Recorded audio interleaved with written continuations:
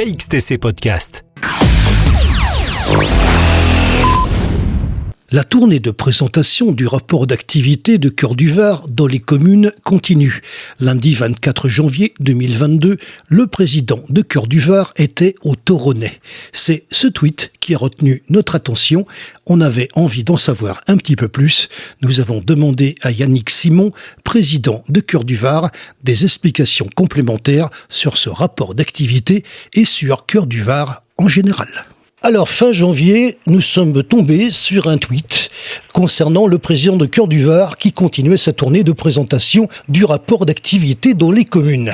Vous étiez avec Marjorie Vior, maire du Toronnais. Alors, quel est l'objectif de ces rencontres avec les élus municipaux ? Comment et à quel rythme se déroule-t-il ? Le principe des rencontres, c'est d'expliquer un petit peu aux élus municipaux. En fait, on avait commencé ça en 2020 après les élections, parce qu'il y a toujours des renouvellements dans les conseillers municipaux. On avait commencé, bien sûr, ça a été stoppé assez rapidement avec le Covid, et notamment moi qui n'ai pas été là pendant presque 6 mois. Donc on a continué avec la présentation de ce rapport dans toutes les communes, de manière à bien faire comprendre aux élus ce qu'était la communauté de communes, la Comcom, comme on dit, et quelles sont ses compétences, son fonctionnement, l'organisation, les chiffres, quels sont les projets en cours, voilà. C'était en fait dans un objectif qui est le mien de dire que ce n'est pas pyramidal, c'est-à-dire que la communauté de communes n'est pas au-dessus des communes, bien au contraire, elle est au milieu des communes. Et donc il fallait aller au-devant des élus municipaux pour bien qu'ils appréhendent un petit peu à quoi ça sert tout ça. Justement, les réactions par rapport à ces rencontres et justement à travers ces explications, comment c'est reçu ? Très très bien reçu, il y a des vraies interrogations. D'ailleurs, je l'ai un petit peu fait aussi parce que j'ai été élu municipal avant d'être maire et même avant d'être président, et j'avoue que c'était un petit peu lointain, on en parlait de temps en temps, voilà. Donc là, ça a été très très bien reçu. Et ça a permis aussi et surtout de se rencontrer. C'est ça qui est important. Parce qu'au niveau du conseil communautaire, nous sommes 40, il y a des représentants de toutes les communes, mais tous les conseillers municipaux ne participent pas aux réunions. Ils sont certes dans des commissions, mais ils n'ont pas une vue d'ensemble sur tout ce que fait la communauté de communes. Alors on va parler justement de ce territoire et la présentation de cette communauté de communes. Quelle est-elle exactement ? En fait, on a expliqué un peu tout ce qu'on faisait dans l'année. Hein. C'est-à-dire, nous, il y a un très gros pôle qui est la valorisation des déchets, le ramassage des ordures ménagères, leur tri, etc.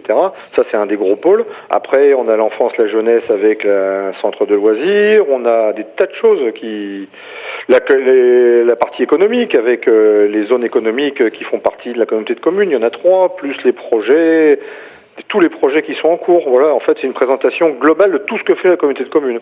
C'est-à-dire, ça part même du budget jusqu'à tout ce qu'on a fait, et aussi en prospecte ce qu'on va faire, et aussi quelles sont les attentes des élus. Justement, le trait qui réunit toutes ces communes, qu'on peut citer d'ailleurs, sur dit en passant, quel est-il ? Si on peut donner une définition de ces communes de Cœur du Var, quel est-il ? Comment on peut le présenter ? Cœur du Var, c'est 11 communes. Il y a donc une conurbation, on va dire le Luc en Provence et le Canet-des-Morts, qui est un peu le pôle central.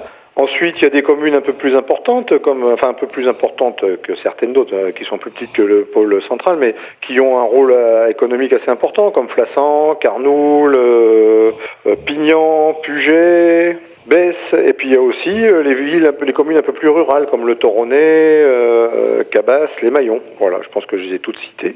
Ça, c'est un ensemble. C'est un ensemble qui est certes géographique, mais c'est aussi un bassin de population qui est cohérent. Parce qu'on est vraiment au cœur du Var. Quand on a appelé ça Cœur du Var, c'est vraiment, on est au centre du département. On est à la croisée de tous les chemins, entre la mer et la montagne, entre l'est et l'ouest. En gros, entre Toulon, Nice, Marseille et la montagne.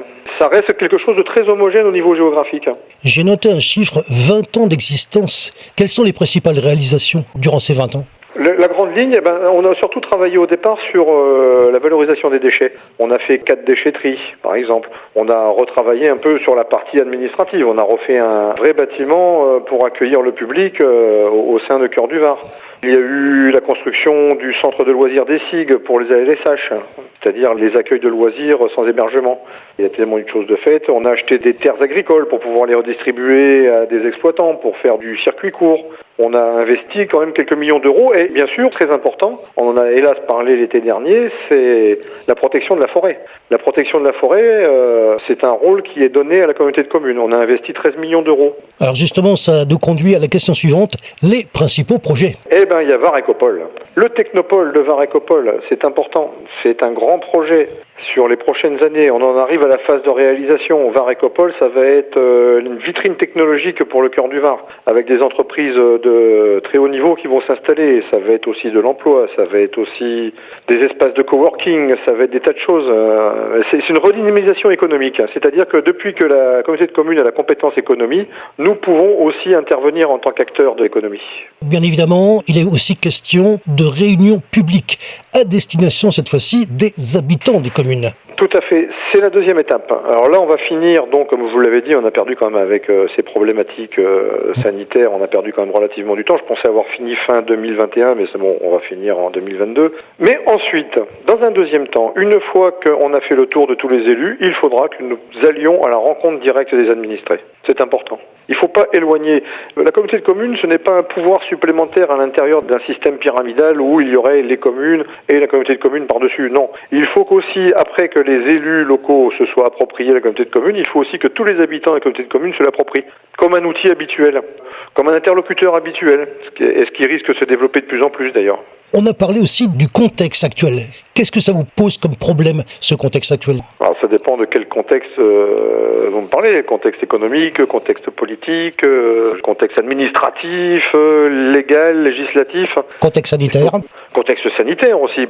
Ça, on s'est adapté comme toutes les communes, comme tous les administrés, comme tout le monde. Le contexte sanitaire, il est ce qu'il est. On l'a subi, on a travaillé en ce sens. D'ailleurs, la communauté de communes a été une aide pour les entreprises. On a été caution de crédit pour des entreprises. On a mis nous-mêmes presque 100 000 euros de notre poche à l'intérieur d'un système avec la région pour permettre aux entreprises de passer le cap. Voilà, donc ça c'est fait. Après, on attend des jours meilleurs, comme tout le monde d'ailleurs. On attend vraiment au niveau sanitaire que ça aille mieux, mais ça va aller mieux. Voilà, faut être optimiste, raisonnablement optimiste. Alors, je reviens justement sur cette présentation de rapport d'activité. Tout le monde a été fait ou il y en a d'autres à faire ? Non, il reste encore 3 communes qui n'ont pas été faites. À quel rythme ? Là, je vous avoue que on va finir avant la fin du premier semestre. Là, il faut qu'avant juin, tout soit fini. Et ensuite, on passera à une présentation directement aux administrés. Et les cordonniers étant les plus mal chaussés, la ville de Cabasse, dont je suis le maire, n'est toujours pas faite. Voilà. D'accord. Ça va être fait. La grande question pour Cœur du Var, l'avenir, c'est quoi ?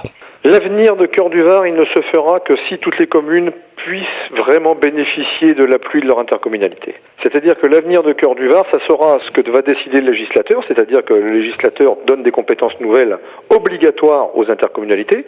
Ça, on s'y pliera. Mais moi, je veux aller plus loin. Je veux que ce soit les interlocuteurs directement, c'est-à-dire les maires et les élus de chaque commune, qui disent ce qu'ils veulent de l'avenir de Cœur du Var. C'est-à-dire qu'on ne va peut-être pas attendre qu'on nous oblige à faire des choses ensemble, mais qu'on soit capable nous-mêmes de décider de l'avenir qu'on veut avoir en commun.